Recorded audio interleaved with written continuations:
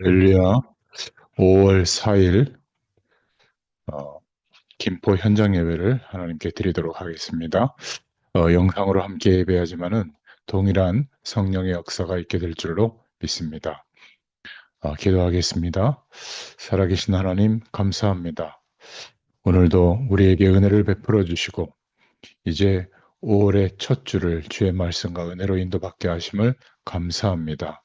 예수 그리스도 안에 하나님의 가장 존귀한 존재가 된 우리 모두를 하나님께서 축복하셔서 하나님의 말씀을 전하고 들음으로 우리의 믿음이 자라게 하시고 거듭난 새로운 인생으로 살아가는 축복이 어떠한 것인지를 깨닫게 되도록 주님께서 성령으로 역사해 주시기를 소원합니다. 오늘도 함께 하실 줄 믿사옵고 예수님의 이름으로 기도드렸습니다. 아멘. 네, 우리 하나님 말씀은 요한복음 2장 5절부터 11절까지 말씀입니다. 요한복음 2장 5절부터 11절입니다. 성경을 찾으시고 같이 읽도록 하겠습니다. 요한복음 2장 5절부터 11절입니다. 그의 어머니가 하인들에게 이르되 너희에게 무슨 말씀을 하시든지 그대로 하라 하니라. 거기에 유대인의 정결 예식을 따라 두세 통 드는 돌 항아리 6이 놓였는지라. 예수께서 그들에게 이르시되 항아리에 물을 채우라 하신즉 아기까지 채우니 이제는 떠서 연회장에게 갖다 주라 하심에 갖다 주었더니 연회장은 물로 된 포도주를 맛보고도 어디서 났는지 알지 못하되 물떠온 하인들은 알더라. 연회장이 신랑을 불러 말하되 사람마다 먼저 좋은 포도주를 내고 취한 후에 낮은 것을 내거늘 그대는 지금까지 좋은 포도주를 두었도다 하니라. 예수께서 이 첫 표적을 갈릴리 가나에서 행하여 그의 영광을 나타내심에 제자들이 그를 믿으니라. 아멘. 예, 오늘 말씀의 제목이 무슨 말씀을 하시든지 라는 제목입니다. 오늘 말씀을 통해서 저와 여러분에게 하나님 주시는 큰 은혜가 임하는 시간이 되기를 축원합니다. 서론으로 좀 생각해 볼 것은 성취되는 하나님의 말씀 앞에 우리의 핑계나 염려나 구실을 대지 않고 순종하면 틀림없는 하나님의 응답을 받게 됩니다. 복음을 알고 예수를 믿는 사람은 가장 멋있는 사람입니다. 저 여러분이 그런 축복 속에 회복되어졌죠. 예수님의 그리스도 되심과 또 그 주님이 나의 주인 되심, 그리고 하나님이 모든 것을 통치하시고 인도하신다고 하는 하나님의 주권을 인정한다면 우리에게 어떤 일이 일어나도 요동하지 않게 됩니다. 오늘 본문의 말씀을 보니까 두 갈래의 신앙의 모습을 우리가 첫 번째로 볼 수가 있는데요. 예수님을 주인으로 모시지 않을 때, 그때는 틀림없이 내가 내 인생의 모든 것을 판단하고 해결하려고 합니다. 내가 주인이죠. 그러니까 염려가 많아지게 되고 잘 안 되면 낙심하고 대책을 세웁니다. 그런데 내가 주인이면 교회를 다니면서도 결국 내 힘과 열심, 노력으로 그 범위를 벗어나지 못하고 내게 당면한 문제를 해결해야 합니다. 고달픈 인생인 거죠. 예수 믿어도. 내 인생의 주인인 나 자신의 능력은 한계가 있을 수밖에 없잖아요. 그래서 방황하고 실패가 오면 결국 상대적인 가짜 행복을 쫓아가게 됩니다. 건강하면 또 돈이 많아지면 좋은 사람 만나면 성공의 조건을 갖추면 이런 것을 쫓아가는데 그 어떤 것도 우리에게 영원한 만족을 줄 수가 없잖아요.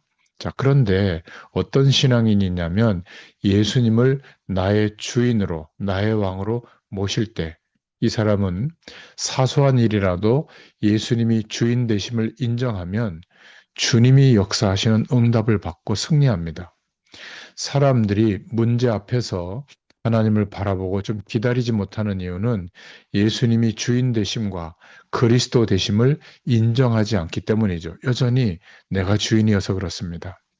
예수님이 완전히 책임지신다. 성령으로 함께 하시면서 영으로 함께 하시면서 책임지신다는 사실을 믿지 못하기 때문에 불안하니까 조급해지고 대책을 세울 수밖에 없는 겁니다. 복음의 사람, 예수 그리스도를 믿는 사람은 어떤 면에서 조급하지 않습니다. 중요한 문제일수록 가만히 주님을 바라보면서 하나님의 뜻이 무엇인지를 기다리죠. 예수님이 일방적으로 우리가 상의하지도 않았는데 우리 인생의 모든 문제를 죽으시고 부활하심으로 그리스도 되어 주셔서 일방적으로 우리를 구원하시고 우리 인생의 그 어떤 것도 다 하나님의 축복을 누릴 수 있도록 이루어 주셨다는 것이 복음의 내용입니다. 복음은 우리 편에서 출발하는 게 아니라 하나님 편에서 출발된 거예요. 우리를 구원하려고 약속해 주셨고 약속하신 대로 이 땅에 그리스도로 오셔서 그리스도의 일을 십자가와 부활로 이루어 주신 것이죠. 그래서 하나님이 이루신 것이기 때문에 우리 인생의 그 어떤 것도 하나님의 구원의 축복을 누리기에 부족함이 없는 겁니다. 그것이 방해되지가 않죠. 이런 복음의 비밀을 아는 사람은 조금 기다리고 견디고 가만히 있어서 여호와께서 행하시는 하나님의 구원을 보게 됩니다. 출애굽기 14장 13절에 출애굽했던 이스라엘 백성들 뒤에 애국 군대가 쫓아오고 앞에가 홍해가 가로막혀져 있을 때 다 불안해하고 막 불신앙하고 그러고 있을 때 모세가 고백한 내용이잖아요. 너희는 가만히 서서 오늘날 행하시는 하나님의 구원을 봐라. 그런 믿음의 고백이 우리에게 있기를 바랍니다. 자, 오늘 그러한 모습을 볼 수 있는 것이 가나 지역에서 열려진 혼인잔치의 내용이죠. 처음으로 예수님이 당신이 그리스도인 것을 기적으로 나타내신 현장이 가나의 혼인잔치 현장입니다. 2장 2절에 보니까 예수님이 손님으로 청함을 받았죠. 그런데 결혼 예식의 가장 중요한 그때는 포도주가 이 집안의 어떤 중요한 것을 나타내는 척도인데 포도주가 모자라게 된 겁니다. 2장 3절에. 이것은 이 땅에 잔치집에 포도주가 떨어진 것 같은 위기가 온 것을 말하는 것이죠. 사람들을 행복하게 해주리라고 믿었던 것들이 바닥이 나게 된 겁니다. 건강, 물질, 우리의 재능, 인생의 시간, 그럴 때가 있잖아요.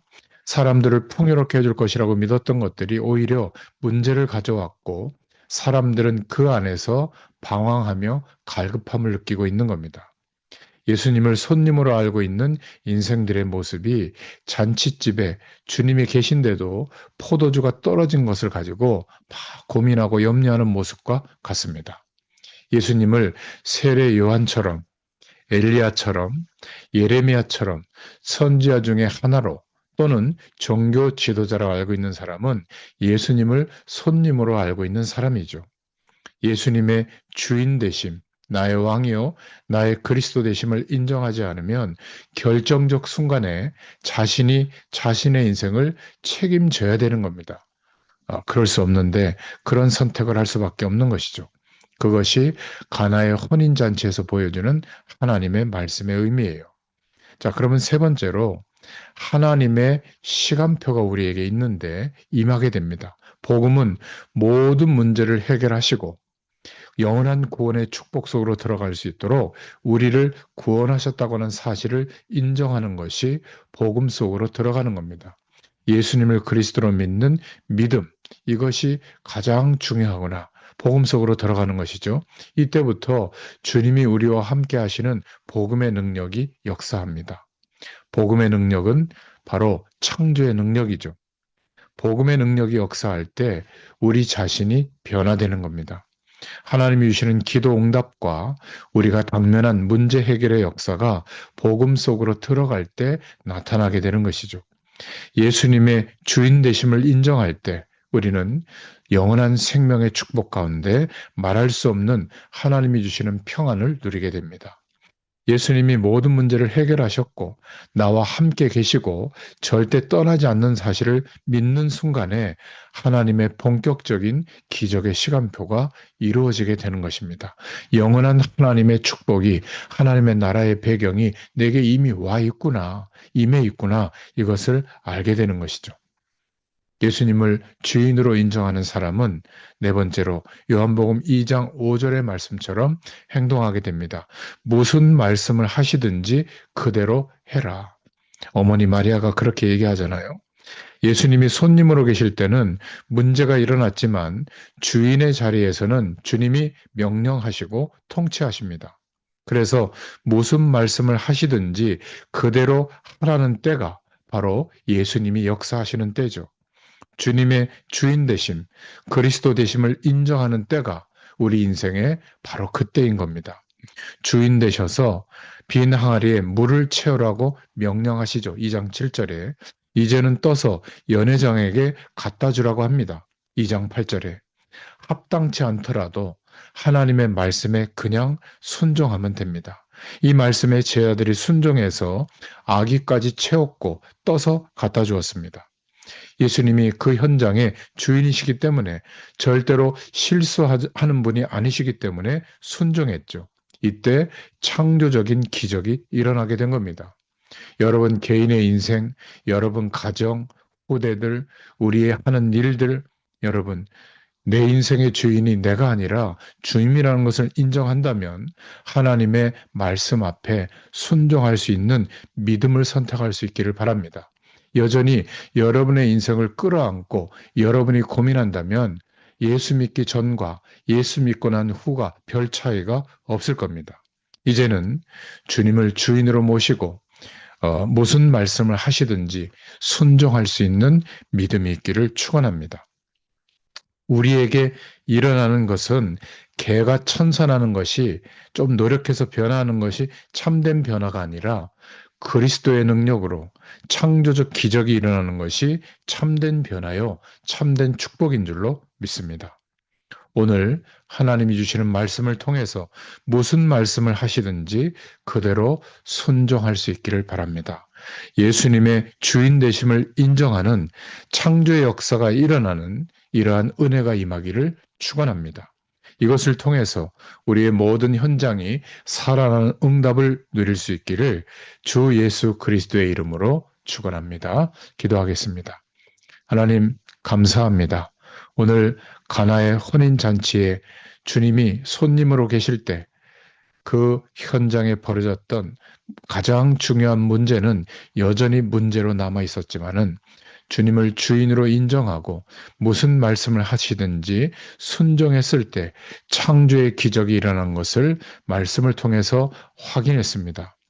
우리 인생에도 여전히 우리가 주인으로 살아갈 때가 많습니다. 오늘 말씀을 통하여 그 자리를 주님께 내어드리고 우리는 무슨 말씀을 하시든지 그대로 순종할 수 있는 믿음의 사람이 되도록 축복하여 주시옵소서.